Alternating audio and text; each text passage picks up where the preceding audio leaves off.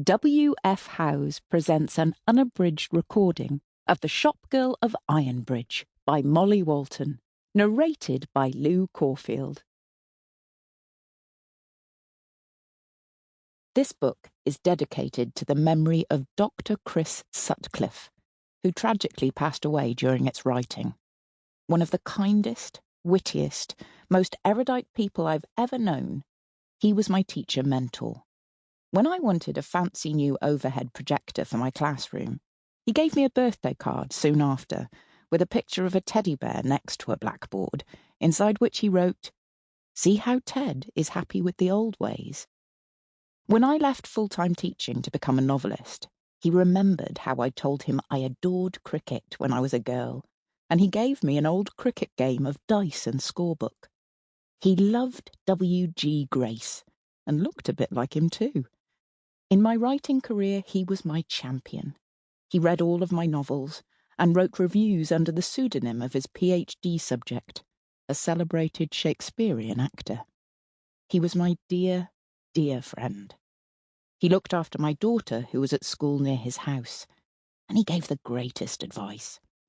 He told me the best way to beat the stress of work was to have many strings to my bow.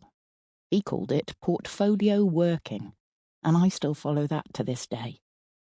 Also, he once told me the single most useful piece of advice I ever heard about how to be an excellent teacher. He said, "You have to be the most interesting person in the room." He was so right about teaching, but also about writing, about persuading your reader to ignore all other distractions and to start reading and not stop. The truth was, in any room, anywhere in the world, if Chris was there, he was the most interesting person in the room, no less of a wonderful person in his wife Carol, an angel in human form. All my love to you both. This story is for you. Prologue. Ironbridge, March 1882. Maria didn't want to walk into town. Her feet hurt. She sullenly dragged them along, trying to muster tears to prove how hard done by she was. She wanted to stay in their cosy little home on Paradise and be lazy that spring Sunday, to sit in a patch of sun in the woods and read a book, maybe take a nap and dream of forest fairies. But her mother and father insisted.